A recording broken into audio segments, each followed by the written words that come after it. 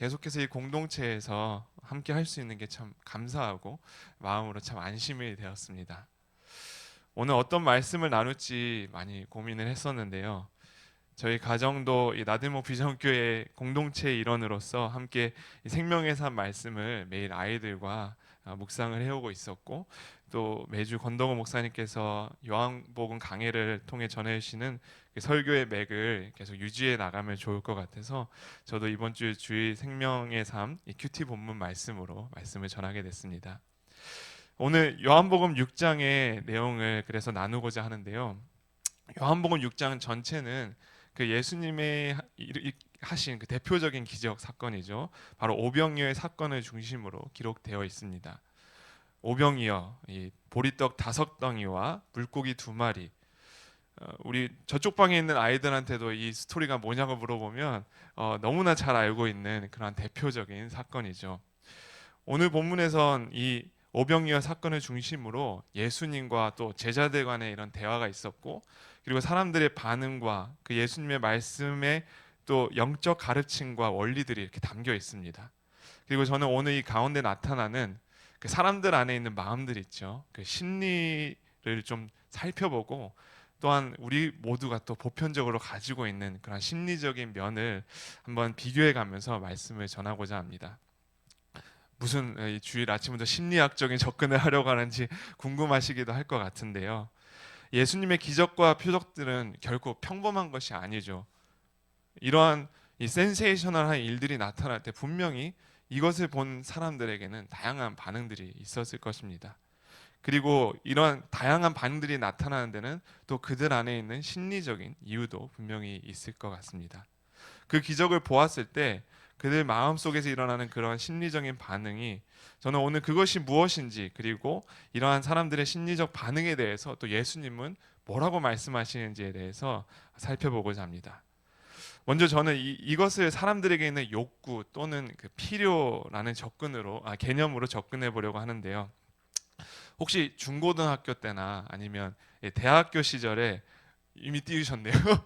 메슬로우의 인간의 욕구, 이 5단계 피라미드에 대해서 들어보셨는지 모르겠네요. 뭐 이미 네, 스포일러에 막 씌워가지고 네, 이 도표를 보시면서 혹시 아하 하시는 분도 계실 거고, 한 번쯤은 다들 보셨을 것 같지만 만약 못 보셨다면 이 오랜 세월 동안 서로의 이 학교 과정이 달랐던 이유 때문이라고 여기시면 좋겠습니다. 이 미국의 심리학자인 에이브라햄 매슬로우는, 좀 글씨가 너무 작죠. 네, 제가 설명을 드릴게요. 이 매슬로우는 인간주의, 인본주의 심리학의 선구자 중에 한 사람으로서 알려져 있는데요. 이 사람은 인간의 동기를 설명하기 위해서 여기 5가지 욕구 이론을 제안하고 있습니다. 이 이론은 인간의 욕구를 5가지 계층으로 나눠서 설명하는데, 맨 밑에 기본 욕구, 생리적 욕구, 안전의 욕구, 사회적 욕구, 존경의 욕구, 자아 실현의 욕구가 있습니다. 기본적인 우리의 먹는 것, 또 수면, 이런 모든 것들을 하는 이 기본적인 욕구가 있고, 또 심리적인 안정, 뭐 우리는 재정이 될 수도 있고 직업이 될 수 있는 그런 안전의 욕구, 또 사회적으로 사람들과 관계를 맺고 그곳에 소속감을 느끼고, 또 그렇게 타인들과 그런 것들을 나누는 이 사회적 욕구, 또 내가 한 사람의 인격체로 존중받고, 또 내 안의 자존감과 또 그 나를 존중해주는 다른 사람들에게 또 같이 타인을 존중하는 그러한 또 존경의 욕구가 있고, 마지막으로 이 자아 실현, 이 개인의 한계를 넘어서는 이 그 내 삶에서는 이건 무언가를 하겠다라는 그러한 자아 실현의 욕구가 우리에게 있습니다. 그런데 이렇게 계층으로 나누어졌다고 해서 무조건 아래에 있는 이 필요가 채워져야만 위에 있는 필요로 갈 수 있는 것이 아니라, 각 사람의 환경에 따라서 더 중요하게 여기는 것이 다를 수도 있습니다. 어, 기본적인 욕구가 채워지지 않더라도 어, 더 안정의 욕구가 중요하기 때문에 당장 안전 욕구가 채워지지 않으면 밥을 먹지 않거나 이렇게 그러한 경우가 있을 수가 있죠. 그래서 이것을 뭔가 이렇게 계층적으로 보는 것보다는 서로 상호작용하는 것으로 보는 것이 더 좋겠다라는 이 현대 심리학의 제안들도 있습니다. 오늘 이것을 여러분이 보실 때 현재 내 안에는 어떤 필요가 있나라고 한 번쯤은 또 생각해 보시면 좋을 것 같고요. 이러한 부분에 대해서 또 이따가 소그룹 시간에도 나눠 보시면 좋을 것 같습니다. 사실 하나님은 우리 모두가 이러한 필요들을 느끼도록 우리를 만드시고 창조하셨죠.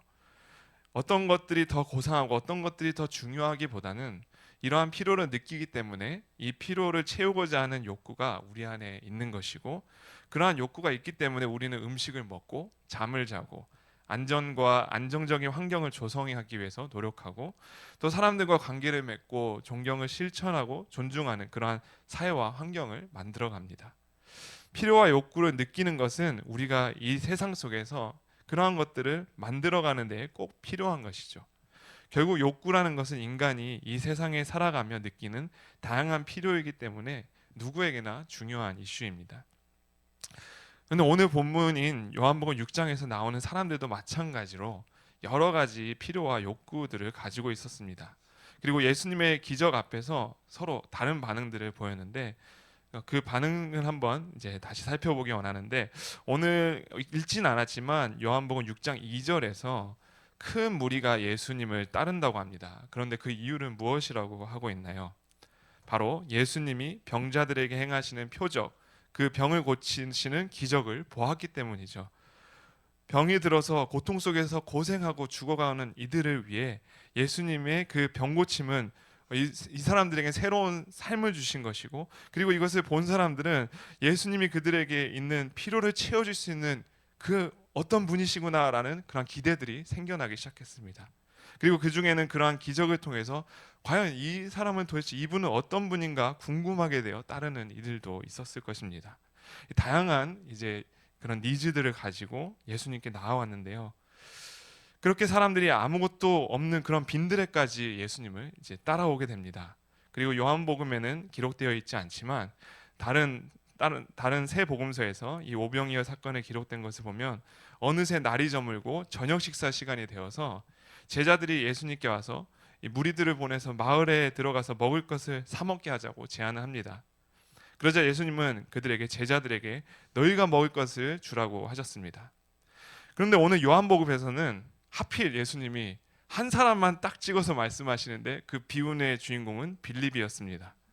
12명 중에 하필이면 그 타이밍에 옆에서 얼쩡거리다 걸렸는지 무슨 이유였는지는 기록되어 있진 않지만, 아마도 빌립이 당시 사건이 일어난 곳인 이 디베랴 갈릴리 바다 건너편인 이 갈릴리 바다 동쪽 또는 북동쪽에 가까운 지역인 이 베세다라는 지역의 출신이기 때문에 그 동네에 대해서 잘 알고 있는 현지인으로 예수님 여기시고, 이 근처에 이 무리들을 먹일 떡집 아니 빵집이죠. 네, 빵집이 어디 있는지 물어보신 것이 아닌가라고 하기도 합니다. 아무튼 빌립이 레이더에 걸렸는데 예수님이 빌립을 찍으신 진짜 이유는 오늘 본문 6절에 나와 있습니다. 이렇게 말씀하시면 친히 어떻게 하실지를 아시고 빌립을 시험하고자 하심이라. 빌립을 시험하려고 찍으셨죠. 예수님은 이미 자신이 오병이어의 기적을 행할 것에 대해서 알고 계셨습니다. 그런데 왜 구태여 빌립을 찍어서 그에게 어떻게 떡을 구할지를 물어보신 것일까요?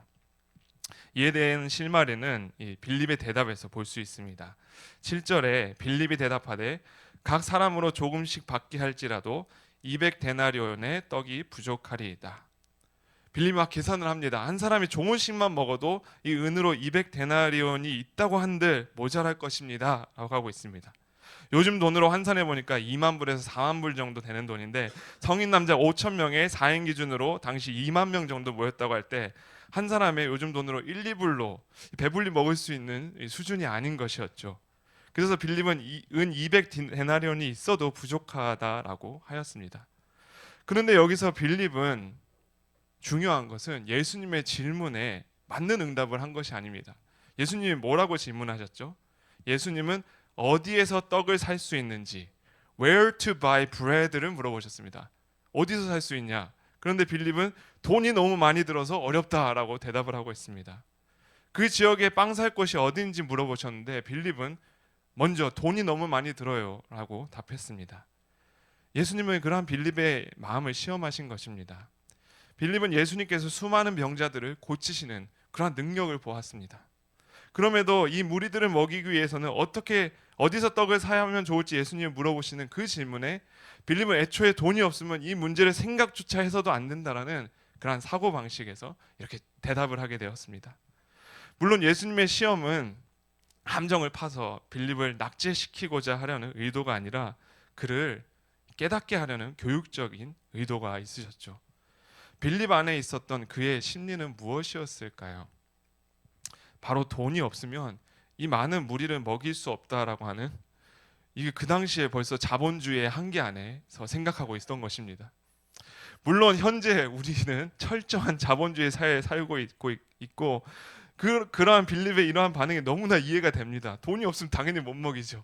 당장 얼마 드는데라고 생각할 수밖에 없죠. 어디서 사야 되는데보다 매우 그러한 반응이 자연스러워 보입니다. 그런데 예수님께서 빌립에게 그리고 우리 모두에게 사실 원하셨던 반응은 무엇이었을까요? 우리는 은행의 체킹 어카운트의 잔고가 줄어들면 불안함을 느끼는 시대를 살아가고 있죠. 또 매달 밸런스를 맞추기 위해 바쁘게 살아가고 안전의 욕구에 대한 그 만족을 그 안에서 찾고 싶어 합니다. 그러나 어쩌면 우리는 늘 돈에 대한 걱정을 놓지 못하고 살아가고 있는 것이죠. 돈이 적으면 적기 때문에, 또 많으면 많은 것을 유지하고 지키기 위해서 늘 안전에 대한 욕구를, 그것에 완전한 만족을 느끼고 살아가지 못할 때가 많이 있습니다. 8절에 등장하는 안드레도 이 한 어린아이의 보리떡 5개와 물고기 2마리를 받아 가지고 왔지만 이것으로 어떻게 많은 사람들을 먹이느냐, 이것은 불가능하다라고 또 하고 있습니다. 이 배고픈 무리들의 생리적 욕구와 이 상황을 지켜보고 있던 이 제자들의 불안한 눈빛, 이 불안한 심리가 이 고조에 이르고 있는 것을 보게 됩니다. 그런데 그때 예수님이 입을 여셨죠. 사람들에게 삼삼오오 앉게 하라. 그리고 그 어린아이의 이 오병이어를 축사하신 후에 그곳에 모인 모든 이들에게 하나씩 나누어 주시기 시작하셨습니다. 그리고 놀랍게도 모든 사람들이 배부르게 먹은 후에 또 남은 조각을 다 모아보니 12바구니에 가득할 정도로 이 음식이 넘쳐나는 경험을 하게 되는 것입니다. 산술적으로도 물리적으로도 불가능한 일이 일어났습니다. 그리고 사람들의 필요가 채워지고 제자들은 다시 한번 놀라운 일을 경험한 것입니다. 돈이 없으면 불가능한 일이라고 하였던 빌립은 돈이 없어도 가능하구나라는 것을 경험하였습니다. 저와 저희 가족은 이전에 사역하는 교회를 13년간 사역했던 교회를 이제 6개월 전에 사임하고, 또 아내가 맡고 있던 사역도 함께 사임하고 또 아내가 일을 하고 있었는데 일도 내려놓고 군목 훈련과 사역을 시작하기 전에 오롯이 한번 가족이 이 시간에 지내보자. 처음에는 짧을 줄 알았는데 6개월이 되더라고요. 그래서 사임하는 교회에서 안식년이라고 매년 뭐 사례비를 보내주는 것도 아니고 심지어 군목으로 채용이 된 상황도 아니었습니다. 아무것도 준비되어 있지 않고, 그러나 이 모든 것을 한번 하나님께 맡겨보자라고 하고 자체 안식년을 가졌습니다. 솔직히 처음에는 사실 두렵고 불안한 마음이 많았습니다. 막 계산하는 거죠. 한 달에 얼마 쓸 수 있지? 렌트비 많은 생각이 있었는데, 그런데 차차 시간이 흐를수록 하나님의 방법으로 채우시고 또 공급하시는 것을 경험하게 되었습니다.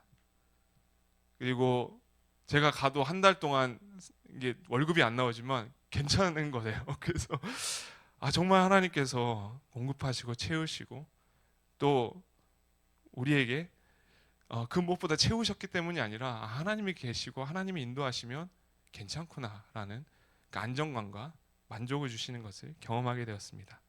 물론 앞으로도 계속해서 저희의 삶 속에서 안전의 욕구와 필요를 느끼는 순간들도 있겠지만 결국 하나님만이 참된 만족과 평안을 주시는 분임을 기억하고 고백하게 되었습니다.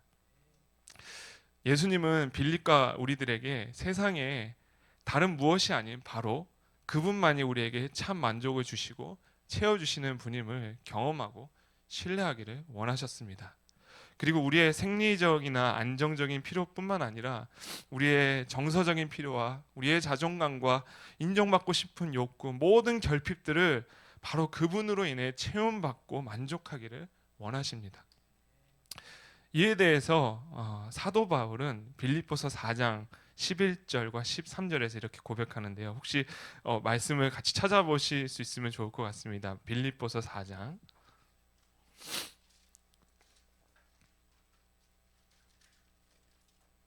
11절에서 13절을 보시면 바울도 참 많은 고난과 역경의 상황들을 지났죠. 그러면서 그가 고백하는 것은 또 빌립보서는 감옥에서 기록한 것인데요. 내가 궁핍함으로 말하는 것이 아니라 어떠한 형편에든지 나는 자족하기를 배웠노니 나는 비천에 처할 줄도 알고 풍부에 처할 줄도 알아 모든 일 곧 배부름과 배고픔과 풍부와 궁핍에도 처할 줄 아는 일체의 비결을 배웠노라. 내게 능력 주시는 자 안에서 내가 모든 것을 할 수 있느니라. 아멘. 바로 바울은 그에게 능력 주시는 분 그리스도 안에서 그에게 있는 모든 필요를 채우시는 일체의 비결을 배웠다라고 간증하고 있습니다. 이건 그냥 나온 것이 아니죠. 정말 바울이 몸소 모든 것들을 경험하고 나니 정말 그리스도만 있으면, 그분 안에만 있으면 내가 자족할 수 있구나, 만족할 수 있구나, 이 일체를 배웠노라라고 담대히 고백할 수 있던 것입니다. 그러므로 우리가 결핍을 느끼고 욕구와 필요를 느낀다면 그것은 무슨 사인일까요? 당장 나에게 필요한 것을 채우기 위해 우리의 눈을 바쁘게 돌려야 되는 것일까요?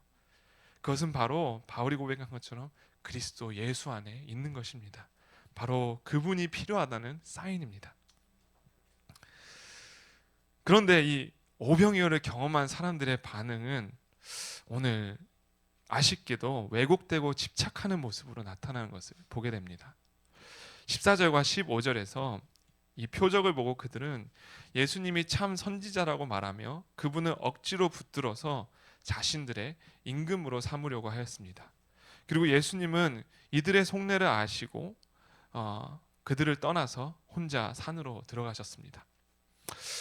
그들은 예수님이 그들의 필요를 공급하시는 것을 경험하였지만 예수님을 자신의 필요와 욕구를 채우기 위한 수단으로 생각하였던 것입니다. 필요와 욕구를 통해 예수님을 구하는 것이 아니라 예수님을 통해 필요와 욕구를 채우고자 하였던 것입니다. 비슷한 말 같지만 전혀 반대되는 이야기죠. 전자는 예수님의 목적이지만 후자는 나의 필요와 욕구가 목적이 됩니다. 물론 우리 모두가 이러한 무리들처럼 처음부터 예수님이 목적이 되어서 신앙생활을 시작한 것이 아닌 경우가 많습니다.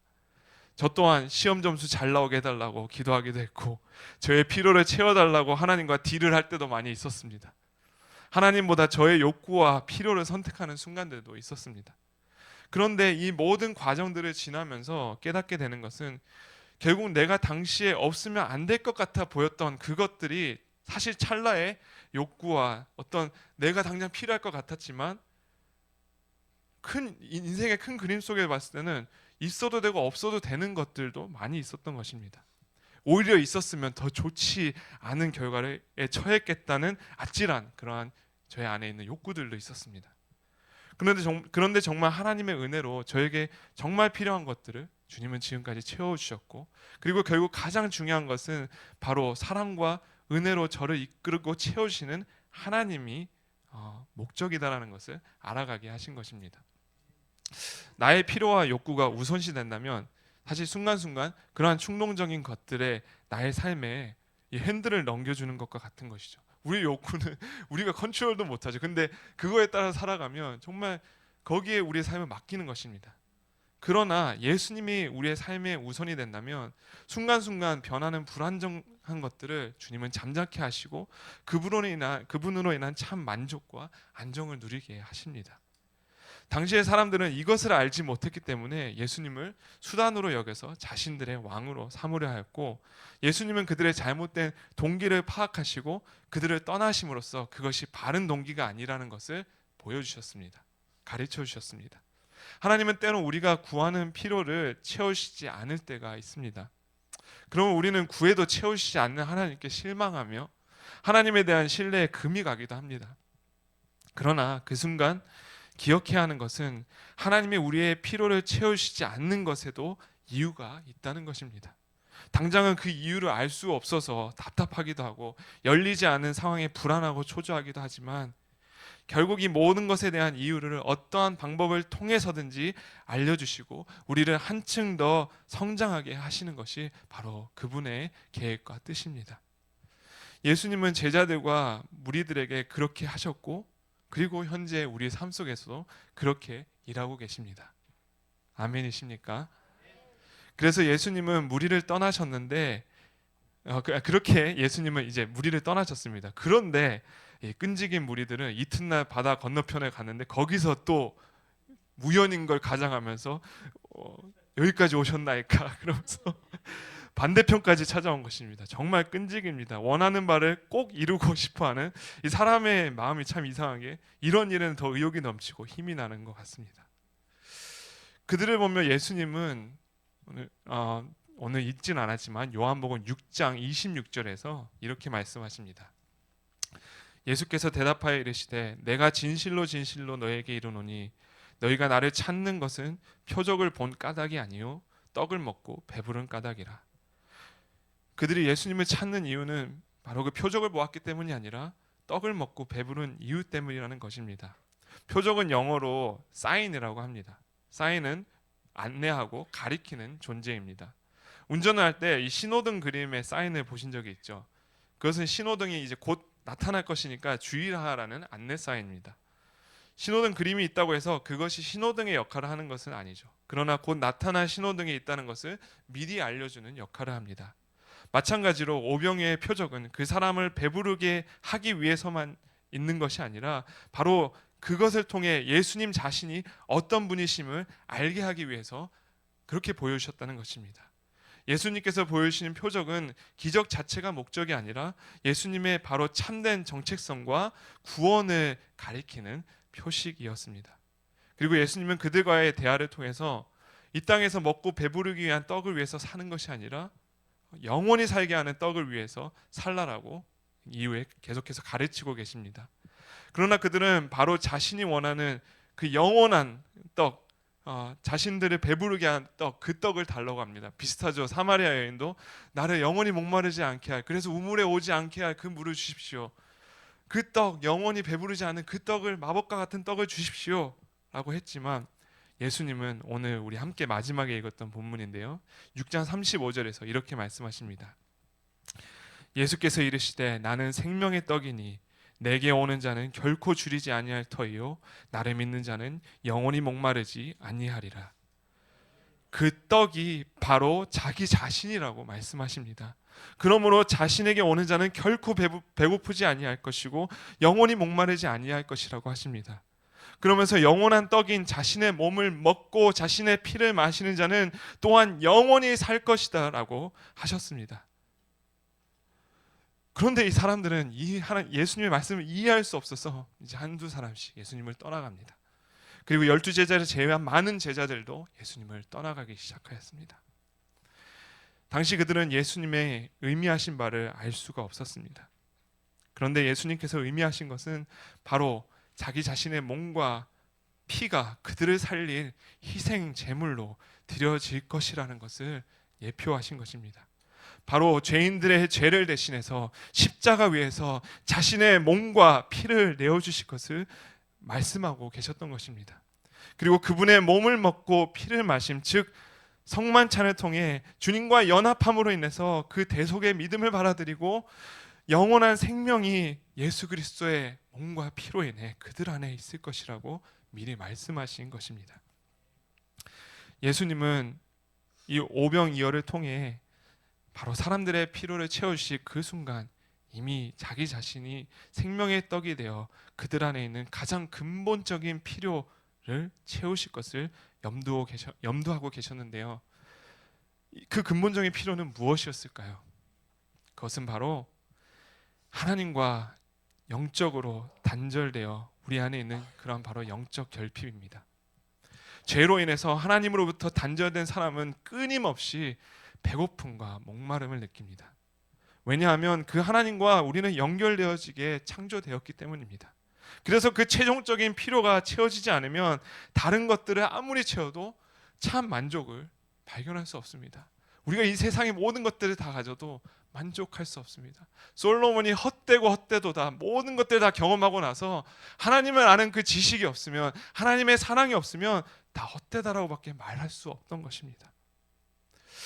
흥미롭게 앞서 소개했던 이 메슬로우, 이 인본주의 신학자가 아니죠. 인본주의 심리학자인데, 그는 자신의 생애 후반부에 가서는 그동안 자신이 세운 인간의 그 5단계 욕구 이론을 더욱 정교화하고 다른 심리학자들의 연구와 자신의 그 경험적, 철학적 성찰을 보완하면서 이 욕구 체계를 최대 8단계까지 확장하였습니다. 한 슬라이드가 더 있는데요. 이 5단계였을 때 가장 위에 있었던 그 자아 실현의 욕구가 4개로 더 세분화가 되어 있습니다. 그리고 여기서 주목할 점은 맨 꼭대기에 자기 초월의 욕구라는 것인데요. 글이 작지만 그 설명은 이렇게 되어 있습니다. 타인을 돕고 자기 외부의 무엇과 연결하고자 하는 욕구. 이 인본주의 심리학자도 이 오랜 시간 삶을 살아다 보니까 가장 위에 있던 건 바로 이거였더라라고 이렇게 정리를 하고 있는 것입니다. 바로 신적 존재와 연결하고자 하는 욕구와 다른 사람들을 돌보자 하는 욕구, 이것을 가장 최상위에 두고 있는데요. 바로 하나님과 연결하고자 하는 욕구, 그리고 하나님과의 단절된 관계를 회복되고자 하는 그러한 필요입니다. 예수님은 이것을 위해 하늘로부터 이 땅에 생명의 떡이 되어 오셨다라고 말씀하십니다. 마치 아무것도 없는 메마른 광야에서 하늘로부터 만나가 내려 사람들의 배고픔을 채워주셨듯이 하나님과 단절되어 영적으로 메마르고 황량한 이 땅에 예수님은 자신을 내어주시기 위해서 오셨습니다. 그리고 예수님께서 오신 이유를 한 군데 말씀을 더 찾아보면 좋겠는데요. 요한복음의 주석이라고 불리는 이 요한 1서에서는 이렇게 기록하고 있는데, 요한 1서 4장 9절부터 11절을 함께 보면 좋겠습니다.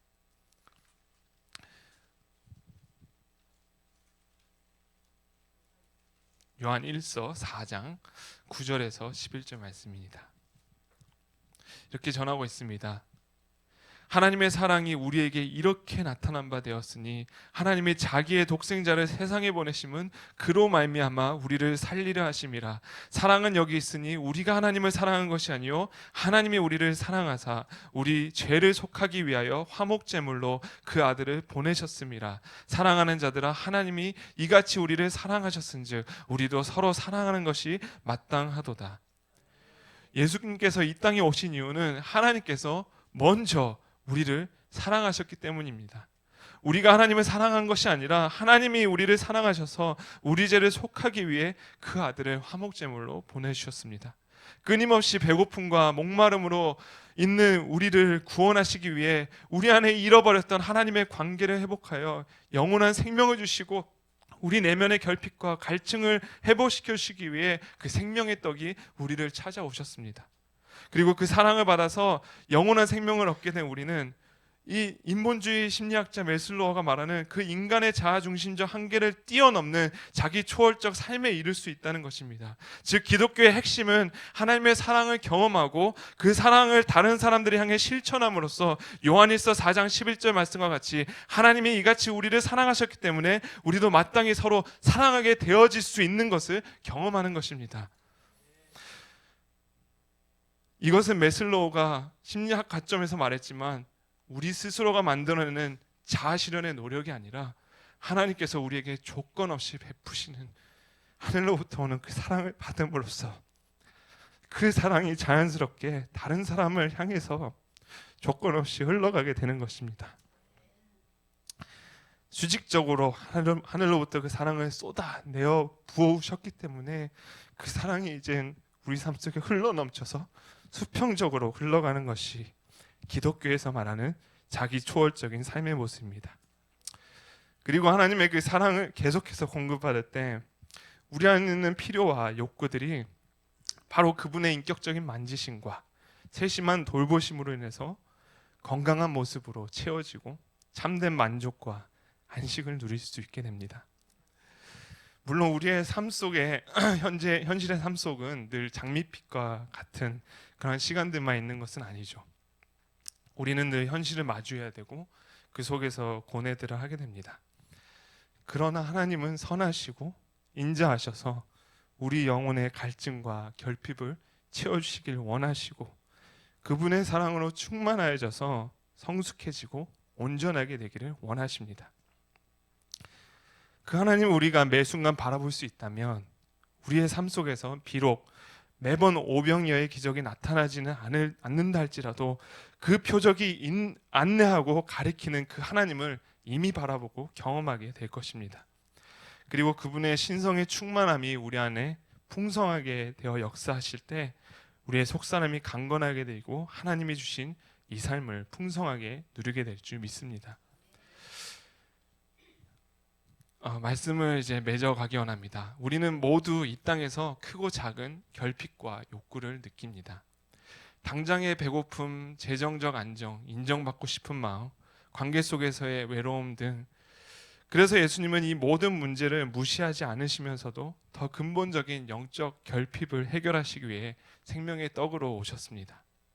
오병이어의 기적은 그저 순간적 배고픔의 해결이 아니라 예수님이 우리의 영적 굶주림을 채우실 유일한 분이심을 가리키는 표적이었습니다. 그럼 우리에게 남은 질문은 내가 이 표적을 통해 정말 예수님을 바라보고 있는가? 아니면 여전히 세상적인 욕구를 해결하려고 예수님을 수단으로 삼고 있는가라는 것입니다. 정말 솔직한 고백인데 군목 훈련을 앞두고 여러 가지 마음이 듭니다. 그런데 현실적으로 보면 어떻게 하면 안정적인 삶을 누릴까라는 생각이 들곤 합니다. 그러나 결국 더 중요한 것은 내가 지금 하나님의 사랑 안에서 정말 만족하고 있는가, 그리고 그 사랑을 통해 다른 이들을 섬기고 있는가라는 물음인 것을 발견하게 됩니다.